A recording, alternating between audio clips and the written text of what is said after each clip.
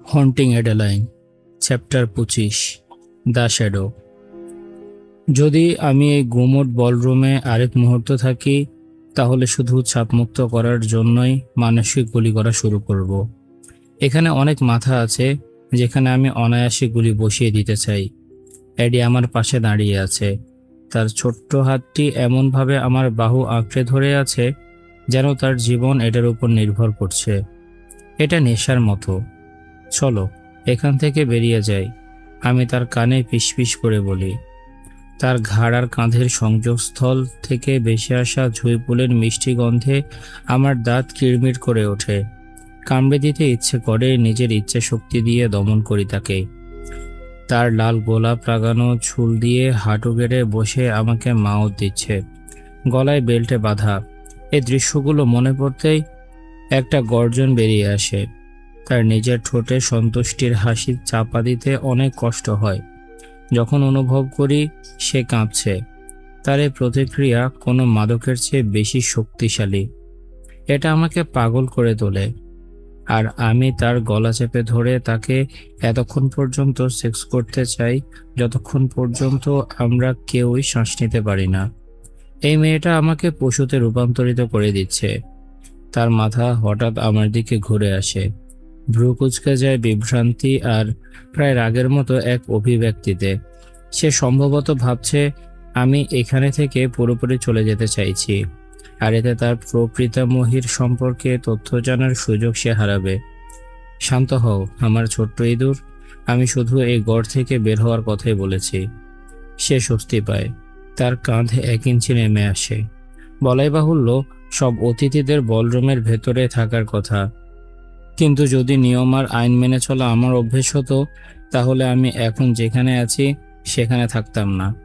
একজন সিনেটরের বাড়িতে, সে মেয়েটিকে নিয়ে, যার আমাকে চাওয়ার কথা না। আমি তার হাত ধরলাম, তার ত্বকের স্পর্শে নিজের ত্বক স্পর্শ করানোর অনুভূতিটা উপভোগ করতে করতে তাকে রুমের বাইরে নিয়ে গেলাম। আমি অপেক্ষা করলাম যতক্ষণ না মনে হলো সবার দৃষ্টি আমাদের থেকে সরে গেছে। তারপর দরজা দিয়ে বের হয়ে এক বিশাল হলওয়েতে পা দিলাম। এখনই হবে বাড়িটা খুঁজে দেখার জন্য সঠিক সময়। দেখতে পারি এই পেডোফাইলের নিরাপদ স্থানে কি আছে। কিন্তু স্বার্থপরের মতো আমি শুধু এডির কাঁধে জমে থাকা টেনশন কিছুটা কমিয়ে দিতে চাই। এখন পর্যন্ত সে চমৎকার করছে। স্পষ্ট নার্ভাসনেস থাকা সত্ত্বেও সে রুমের প্রতিটি মানুষকে নিজের প্রেমে ফেলে দিয়েছে। যদি কিছু হয়ে থাকে তাহলে তার লাজুক নিষ্পাপ স্বভাব আর মসৃণ কথা এই মানুষগুলোর প্রতিদিনের ওষুধের মতো, যা তাদের পাগল হওয়া থেকে বাঁচিয়ে রাখে। আমি একই সাথে তার উপর মুগ্ধ এবং বিরক্ত, কারণ এই মেয়েটি যা করেছে তা হলো এই মানুষগুলোকে আবারও তাকে দেখতে চাওয়ার ইচ্ছা তৈরি করে দিয়েছে। আর এটাই এমন একটি জিনিস যা আমাদের দুজনের কেউই চাই না। আমি ফোন বের করে দ্রুত জেকেকে একটা মেসেজ পাঠাই। তাকে সিকিউরিটি ক্যামেরাগুলোর ব্যবস্থা করতে বলি। বলরুমের প্রবেশদ্বার থেকে এখন পর্যন্ত ডজনখানেক ক্যামেরা আমি দেখেছি, আর আমি নিশ্চিত মার্কের একটা টিম সক্রিয়ভাবে নজরদারি করছে, যেন কেউ ঠিক আমরা যা কি করছি সেটা না করতে পারে। মার সঙ্গে সঙ্গে সতর্ক হয়ে যাবে আর আমাদের ধরা পড়তে হবে। তার আগেই আমাদের মজা করার কোনো সুযোগই থাকবে না। জয় নিশ্চিত করে জানায় যে ক্যামেরাগুলো এখনও সেট করা আছে, আর আমি আর এডি দৌড়ে পড়ি। তার হিল টাইলের মেঝের উপর ঠক ঠক করে ওঠে যখন আমরা হলওয়ে আর রুমের জটিল গোলকধাঁধার মধ্য দিয়ে চুপচাপ হাঁটছি। মাঝে মাঝে আমি দরজা খুলে ভিতরে উকি দেই, কিন্তু তেমন কোনো গুরুত্বপূর্ণ কিছু পাই না, যতক্ষণ না আমরা এত দূর এগিয়ে যাই যে বলরুমের শব্দ আর দেয়াল পেরিয়ে এখানে পৌঁছাতে পারে না। আরেকটি হলওয়ের শেষ প্রান্তে আছে বিশাল ডাবল দরজা। চেরি কাঠের লালচে রং শ্যাম্পেন রঙের দেয়ালের সঙ্গে আলাদা করে চোখে পড়ে। আমি দরজার দিকে এগিয়ে যাই। এডি কষ্ট করে পেছন পেছন হাঁটছে। জেড, আমাদের এখানে লুকিয়ে বেড়ানো উচিত না, আমরা সমস্যায় পড়ব, সে কাকুতি করে বলে।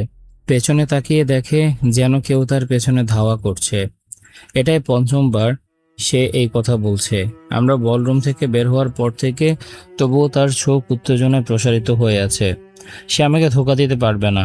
যখন তার উৎসাহ স্পষ্টভাবে তার চোখে মুখে ফুটে ওঠে। সে ভয় পেয়েছে, নার্ভাস সে, আর এই অনুভূতি তার ভিজে যাওয়ার জন্য যথেষ্ট। এই মেয়েটা ভয়ের মধ্যে আনন্দ খুঁজে পায়। যেদিন আমি বুঝেছি যে তার ভেতরে আমি যে ভয় তৈরি করি সেটাতেই সে উৎসাহিত হয়, সেদিনই আমি জানতাম তাকে আমি কোনো দিন ছাড়ব না। সে যেন আমার জন্যই তৈরি। শশ বেবি গার্ল, আমি ফিসফিস করে বললাম। তার দুর্বল প্রতিবাদগুলো চুপ করিয়ে দিচ্ছি। তার মুখ থেকে একটা স্পষ্ট ক্লিকের শব্দ বেরিয়ে এলো যখন সে চুপ করে গেল। আর এবার আমি আর নিজের হাসি লুকানোর চেষ্টা করলাম না। অতি সহজ। আমি ধীরে ধীরে দরজাগুলো খুললাম, মাথা ভেতরে ঢুকিয়ে চারপাশে তাকালাম।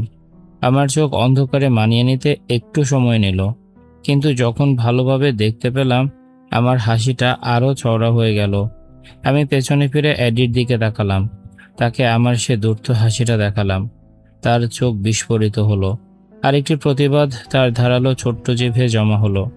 তাকে ভেতরে টেনে নিয়ে গেলাম, দ্রুত দরজাটা বন্ধ করে দিলাম আর তাকে রুমটা দেখতে দিলাম।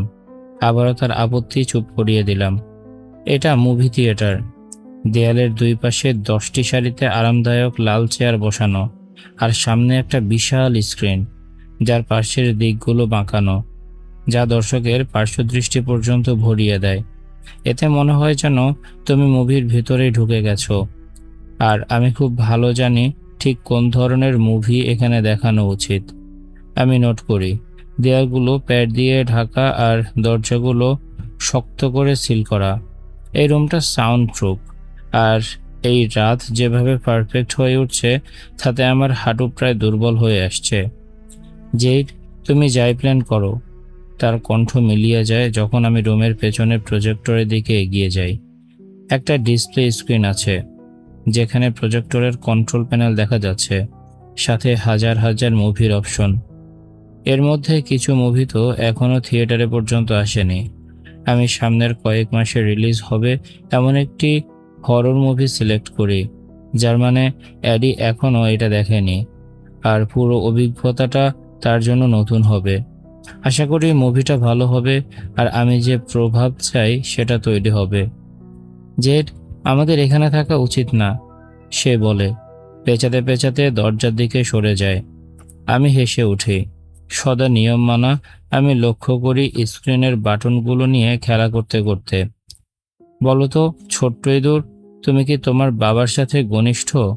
সে নাক ছিটকায়। তুমি এই প্রশ্ন কেন করছো? তোমার বাবা একজন অ্যাটর্নি, তাই না? একজন নিয়মকানুন মানা মানুষ। আমি ভাবছিলাম নিয়ম মানার এই ইচ্ছাটা তুমি নিশ্চয়ই তার কাছ থেকে পেয়েছো, তাই না? সে ঠোঁট উল্টে বলে, না, তার থেকে আমি এটা শিখিনি। আমি থামি, কাঁধের উপর দিয়ে পেছনে তাকাই, তাকে একটা দুষ্টু হাসি দেই। তাহলে তোমার ড্যাডি ইস্যু আছে নাকি? আমার কোনো ড্যাডি ইস্যু নেই, সে ঝাঁঝের সাথে বলে ওঠে। মানে আসলে নেই। আমার বাবা সবসময় থাকতো, কেবল আমার মা এতটাই প্রভাবশালী ছিলেন যে উনি সাধারণত পেছনের দিকে হারিয়ে যেতেন। সে নাক টেনে কথা শেষ করে, পুরোপুরি অস্বস্তিতে ভরা মুখ করে। আচ্ছা, আগে যদি না থেকেও থাকে এখন আছে, আমি টেনে টেনে বলি। তার গাল লাল হয়ে উঠতে দেখেই আমার হাসি চওড়া হয়। তার চোখ বিস্ফোরিত হয় আর মুখ অবাক হয়ে হা করে যায়। আমি চাই এই মুখে আবার আমার লিঙ্গ ঢুকিয়ে দেই, যেন এটার আরও ভালো ব্যবহার হয়। এই বিষয়ে তার দক্ষতা যথেষ্ট উন্নত, আর সে কিভাবে দক্ষতা শিখেছে সেটা ভাবলেই আমার মধ্যে এক মুহূর্তের জন্য হিংস্রতা জেগে ওঠে। তুমি কি বলছো? তুমি আমার ড্যাডি? সে আত্মবিশ্বাসে কেঁপে ওঠে, আমাকে তার দিকে মনোযোগ দিতে বাধ্য করে। ঠিক তাই বেবি, আর তুমি আমার ছোট্ট ভালো মেয়ে। আমি নরম গলায় গেয়ে উঠি, নিচের ঠোঁটের উপর দিয়ে জিভ চালিয়ে দেই আর এমন দৃষ্টিতে তার দিকে তাকাই। ফাক, এই মেয়ের সাথে কি কি করতে চাই আমি, এমন সব কিছু যা তাকে দেখাবে আমি ঠিক কতটা পাগল হতে পারি। আমি না, সে ফিসফিস করে গর্জায়, যদিও তার প্রতিবাদ দুর্বল। মুভিটাকে আপাতত ফেলে রেখে আমি তার দিকে ধীরে ধীরে এগিয়ে যাই, তাকে এক কোণে ঠেলে দেওয়ার দৃশ্য উপভোগ করতে করতে। সে পেঁচাতে পেঁচাতে এক দেয়ালে গিয়ে ধাক্কা খায়। যদি তার শক্তি থাকতো সে হয়তো তার দৃষ্টির তাপে আমাকে পুড়িয়ে দিত। ভাগ্যিস সে এখনো বুঝতে পারেনি যে তার কাছে আসল ক্ষমতা কতটা। আমি থামি না যতক্ষণ না আমার শরীর তার শরীরের সাথে পুরোপুরি মিশে যায়। তার পাতলা জামার ভেতর দিয়ে তার বুকের বোটার খোঁচা উপভোগ করি। এর আগে তাকে হাঁটু গেড়ে আমার সামনে বসে থাকতে দেখা এমনভাবে আমাকে চুষে দিচ্ছিল যেন তার জীবন এটার উপর নির্ভর করছে। তবুও সেই সময় সে ক্ষিপ্ত হয়েছিল। এটাই আমার দেখা সবচেয়ে অসাধারণ দৃশ্য। সে সেই মুহূর্তে তার ক্ষমতা ফেরত চাইছিল, আর আমি খুশি হয়ে তাকে দিয়েছিলাম যে সে কোনোদিন সেই ক্ষমতা হারায়নি। এই সুন্দরী মেয়েটার হাতের তালুতে আমার জীবন ধরা আছে। সে শুধু সেটা দেখতে অক্ষম। আসলে একমাত্র সত্যিকারের ঝুঁকিতে আছি আমি। না, আমি ফিসফিস করে বলি। আমি তার থুতনিটা উঁচু করি, নরম করে ঠোঁটে ঠোঁট ছুঁই। তার হঠাৎ করে তীক্ষ্ণ নিঃশ্বাস নিয়ে আমাকে শার্টের নিচে শক্ত করে তোলে। যদি তুমি আমার ছোট্ট মেয়ে হতে, তাহলে যতদিন আমাদের আত্মা এই পৃথিবীতে বেঁধে থাকবে, আমি তোমার শরীরের প্রতিটি ইঞ্চি পূজা করতাম। আমার জিভের ছোঁয়া থেকে কোনো অংশই বাদ যেত না। আমি তার নিচের ঠোঁটে হালকা কামড় দেই, আর তার গলা থেকে এক নরম কাতর ধ্বনি বের করে আনি। অস্বাদিত, আমি ফিসফিস করে বলি। আমার জিভ বেরিয়ে এসে তার ঠোঁটের প্রান্ত বরাবর চলে যায়। আমার হাত ধীরে ধীরে উপরে উঠে তার ছোট্ট গালটা ধরে, আর আমার গলা থেকে গভীর গর্জন বেরিয়ে আসে। সেটা থামাতে পারি না। আমার আঙ্গুলগুলো প্রায় পুরোপুরি তার গলাটাকে ঘিরে ফেলে। আমি খুব সহজে এটা ভেঙে দিতে পারতাম, ক্ষত তৈরি করতে পারতাম। আমার জিহ্বা আর দাঁতের দাগ রেখে যেতে পারতাম তার উপর। যদি তুমি আমার ছোট্ট মেয়ে হতে, আমি নিঃশ্বাস নিতে নিতে বলি, ইচ্ছার আগুন বিপজ্জনকভাবে বেড়ে ওঠে, তাহলে তোমার মিষ্টি ছোট্ট পুষি এতটাই ভর্তি থাকতো আমার দ্বারা যে তুমি ভুলে যেতে কি মানে ফাঁকা থাকা। আমি এত গভীরে ঢুকতাম তোমার মধ্যে যে তোমাকে আমাকে কেটে বের করতে হতো। এরপর আমি দাঁত বের করে হেসে উঠি। তার গলাটা এমনভাবে চেপে ধরি যে তার মুখ গোলাপি হয়ে ওঠে। মনে মনে কল্পনা করি সে যখন এমন বোকামি করার চেষ্টা করবে, তুমি রক্তক্ষরণে মারা যেতে তার আগেই। আমি বলি, আমি তা করতাম। সে ফিসফিস করে কেঁপে ওঠা গলায় বলে। আমি হাতের ছাপ একটু আলগা করি, যাতে সে কথা বলতে পারে। আমি ছুরি দিয়ে আমার গায়ে প্রতিটি ইঞ্চি কেটে ফেলতাম, যাতে তোমার ছোঁয়ার কোনো চিহ্ন না থাকে আমার গায়ে। আমি ভ্রু উঁচিয়ে তাকাই, একটা গম্ভীর শব্দ করে হাসি। তার এই অবাধ্যতা দেখে একই সাথে উত্তেজিত আর রেগে যাই। দেখা যাবে সেটা। আমি নিচু হয়ে তার কানের সিঁড়িতে ঠোঁট ছুঁইয়ে নিশ্চিত করে বলি, ছোট্ট মেয়ে। আমি ফিসফিস করে বাকিটুকু শেষ করি। অ্যাডির হাত ধরে তাকে টানতে টানতে আমি টাচ স্ক্রিনের কাছে নিয়ে যাই মুভি চালানোর জন্য। তারপর সামনের প্রথম সারির ঠিক মাঝের সিটে বসে পড়ি। তাকে জোর করে আমার কোলে বসিয়ে দেই। সে আমার থেকে 2 সিট দূরে বসার চেষ্টা করেছিল, কিন্তু সেটা দেখে আমার মুখ থেকে গভীর হাসি বেরিয়ে আসে। মাত্র 5 সেকেন্ডের মধ্যে তার ছোট্ট দেহটাকে ধরে নিজের উপরে বসাতে যে সময় লেগেছে, সেই সময় তার মুখ থেকে একের পর এক গালি বেরিয়ে এসেছে। মুভির শুরু ক্রেডিটের সাথে সারাউন্ড সাউন্ড গর্জে ওঠে। তাতে অ্যাডি ধাক্কা খেয়ে আমার গায়ে লেগে যায়। আমি তার কোমর জড়িয়ে ধরি, তাকে নিজের দিকে টেনে আনি যতক্ষণ না সে পুরোপুরি আমার সাথে মিশে যায়। তার টান টান পাছা সুন্দরভাবে বসে থাকে আমার শক্ত হয়ে থাকা লিঙ্গের উপর। আর যখন সে টের পায় আমি কতটা শক্ত হয়ে আছি, তখন সে হঠাৎ শক্ত হয়ে যায়। জেড, সে হাহাকার করে সাবধান করে দেয়, যদিও সেটা আমাদের দুজনের উপরই কোনো প্রভাব ফেলে না। আমি চুপ করে থাকি। মুভি শুরু হওয়ার সাথে সাথে ধীরে ধীরে তাকে আমাকে আলগা হতে দেয়। তার পেশিগুলো শিথিল হলেও সে এখনও সজাগ। আমি বাজি ধরতে পারি এই মুহূর্তে সে ধরা পড়ার ভয়, আমাদের কিছুক্ষণ আগের কথোপকথন আর মুভির ভয়ের মিশ্রণে এন্ডোরফিন ভেসে যাচ্ছে। মুভির শুরুর দৃশ্যটি ভয়ঙ্কর মুহূর্তে পরিবেশ তৈরি করে দেয়। অ্যাডি আমার আঁকড়ে থাকা হাত থেকে বেরিয়ে যেতে চটপট করে, তার উরু শক্ত করে চেপে ধরে রাখে। আমি 20 মিনিট যেতে দেই। মুভি আস্তে আস্তে ভয়ের মাত্রা বাড়ায়, কিন্তু আমি সেদিকে মন দেই না।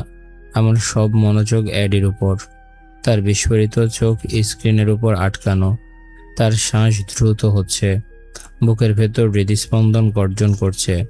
প্রথম জাম্প স্কেয়ারে সে হেঁচকে তোলে, প্রায় নিজের চামড়া থেকে লাফিয়ে বেরিয়ে আসে।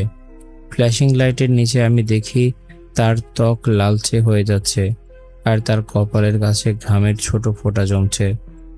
তুমি আসলেই দেখছো? সে জিজ্ঞেস করে। তার কণ্ঠ ফিসফিস করে বের হয়।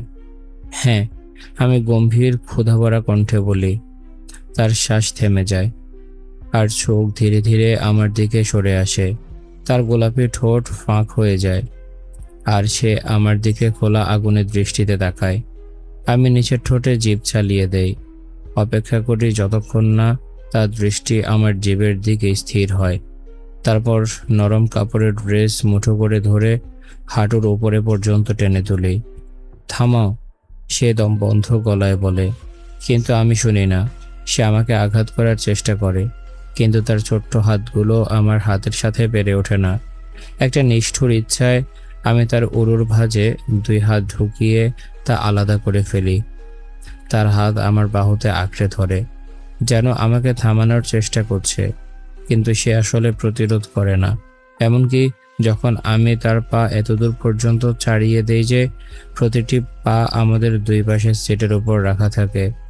তুমি কি করছো? সে হাহাকার করে, আমার হাতের দিকে ভয় ভরা দৃষ্টিতে তাকায়। আমি এক হাত তুলে তার চোয়াল ধরে তার মুখ স্ক্রিনের দিকে ফিরিয়ে দেই। মুভিটা দেখো, আমি গর্জে উঠি। মুভিতে এক অদ্ভুত প্রাণী বেরিয়ে আসে, অ্যাডির মনোযোগ সরিয়ে নেয়, আরেকবার তাকে ভয় পাইয়ে দেয়। সে আতঙ্কে চিৎকার করে স্ক্রিন থেকে সরে গিয়ে আমার বুকে ঢুকে যায়। আমি গঙ্গিয়ে উঠি। তার পাছার চাপ আমার লিঙ্গের উপর এমনভাবে লাগে যে আনন্দ আর ক্ষুধায় আমি অন্ধ হতে বসি। আমার আঙ্গুলের ডগা তার মসৃণ উরুর উপর দিয়ে চলে যায়, তাতে সে অস্থিরভাবে আমার স্পর্শের সাথে মিশে যায়। মুভির ভয়ের সঙ্গীত চরমে ওঠে। তার হৃদস্পন্দন আরও দ্রুত হয়ে যায় যখন পর্দায় কাউকে দানব তাড়া করে। জেড, সে দম বন্ধ হয়ে আসা গলায় মিনতি করে, এমন কিছুর জন্য যা সে মুখে আনতে পারে না। আমি নিচের দিকে তাকাই, তার নগ্নতা দেখে গুঁড়িয়ে উঠি। তোমার জন্য ভালো হবে না, আমি ভাবনা করি। সে শক্ত হয়ে যায়। কেন? তুমি শেষ হলে তোমার থাই দিয়ে কাম গড়িয়ে পড়বে। আমি গুনগুন করি, কি স্ক্যান্ডালাস! এই ড্রেসে প্যান্টির দাগের থেকে ভেজা থাই ভালো। সে ফিসফিস করে উত্তর দেয়। আমি আলতো করে তার ভিজে থাকা অংশে আঙ্গুল ছুঁই। তার রস আঙ্গুলে জমতে দেখে আনন্দ পাই, কিন্তু আমি ছুঁয়ে দিয়ে তাকে প্রকৃত সুখ পাইয়ে দেই না। জেড, সে ক্ষুব্ধ কণ্ঠে বলে। এবার তার কণ্ঠে জোর আসে। আমি হাসি দেই, তবুও দেই না। তুমি কি মুভিটা দেখছো, অ্যাডেলিন? আমি কঠোরভাবে জিজ্ঞেস করি, আর যেন বলাতে বাধ্য করো না। তার চোখ স্ক্রিনের দিকে ফিরে যায়। আরেকটি হাহাকার বেরিয়ে আসে যখন পর্দায় দানবটি কাউকে নৃশংসভাবে খুন করে। তার জনি কেঁপে ওঠে, রস আঙ্গুল বেয়ে গড়িয়ে পড়ে। আমি গঙ্গিয়ে উঠি, আঙ্গুল ঢুকিয়ে তার ভেতর তাকে পুরোপুরি অনুভব করতে ইচ্ছে করে। আমি তার ঘাড়ে জিভ চালিয়ে দেই।